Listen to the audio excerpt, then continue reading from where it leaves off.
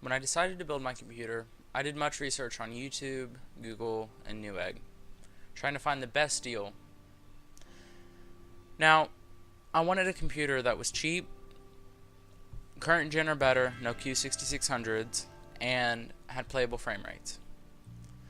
What I ended up settling on was not what I was recommended. I was recommended an FX-8310, a Pentium G3258, an i5 4460. All those are wonderful options, but what I went with was the route less taken. I went with an AMD FX-8310. This is a lesser than known chip that was released in November of 2014, which I built my computer in December of 2014. So it was new, but its release was it was released, but it wasn't like a big deal when it was. Because I think it was released alongside like the I want to say the 8320E, but I'm pretty sure that's not right. Nevertheless, it's a 8-core processor clocked at 3.4 GHz with a boost clock of 4.3 GHz. It has 8 megabytes of L3 cache and runs at about $85 on Tiger Direct.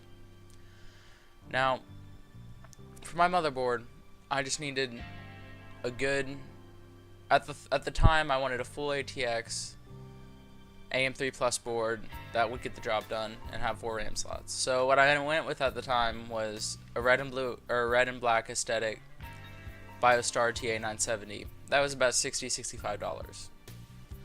I had RAM already, so that was kind of unnecessary. Like, I didn't need to buy any of it really, but I had about 12 gigs of DDR3 RAM, 3x4 gigs.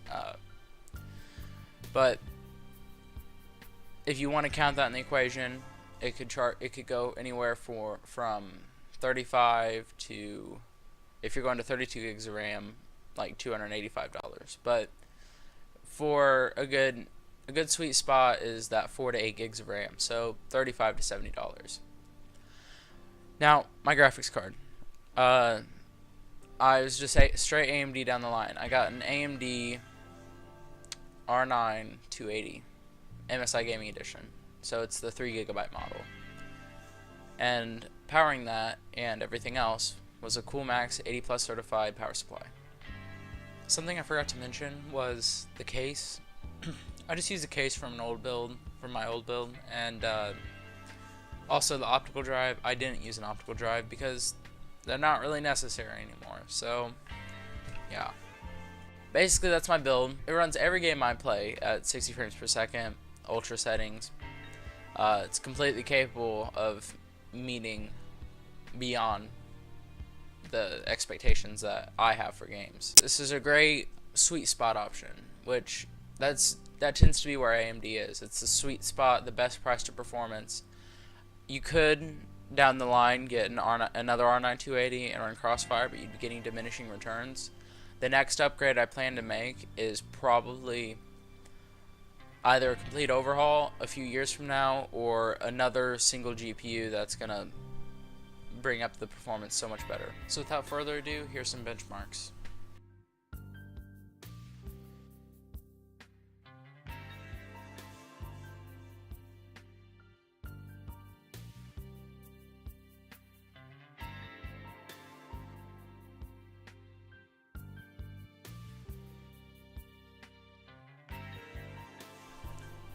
Thank you for watching. I hope this gave you some productive ideas on what you want to do with your PC that you plan to build.